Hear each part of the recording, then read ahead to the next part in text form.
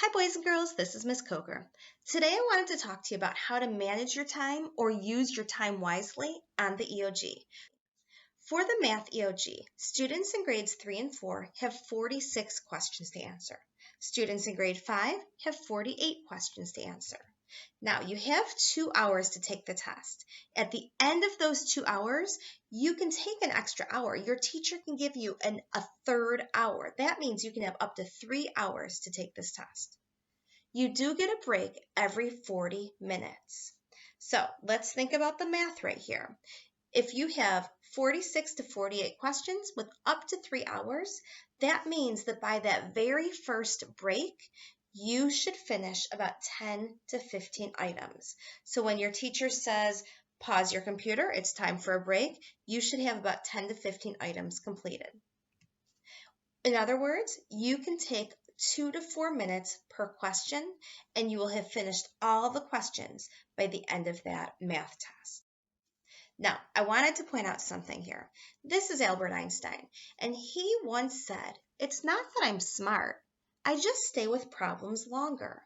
That means that Albert Einstein took a long time to answer math problems. Sometimes he took weeks to solve a single math problem. Now, I'm not saying that you can take weeks on the EOG. I'm just saying spend time with the problems. Don't get stressed if you see other students finishing quickly. That doesn't necessarily mean they have the right answer. And if you do finish early, all you get to do is read a book and still stare at your friends in the classroom, so you might as well spend that time taking the test. Now let's talk about time management for reading.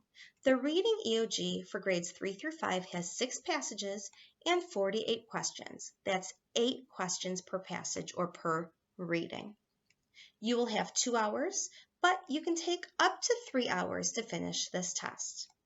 And you get a break every 40 minutes. So now let's think about this. If you are trying to finish the test in 2 hours, that means you would need to read 2 passages by the first break and answer those questions, 2 more passages and answer those questions by the second break, and then 2 more passages and answer those questions by the end of the 2 hours. But don't stress if you haven't, because remember, you always have that third hour. So now let's think for a second back to the story of the tortoise and the hare.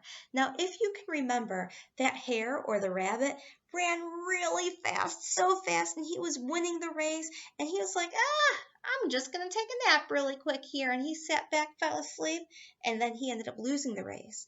Meanwhile, that turtle just kept walking really slowly and looking around at the road and going, and he never once stopped. He moved slowly, but he never stopped, and he won that race.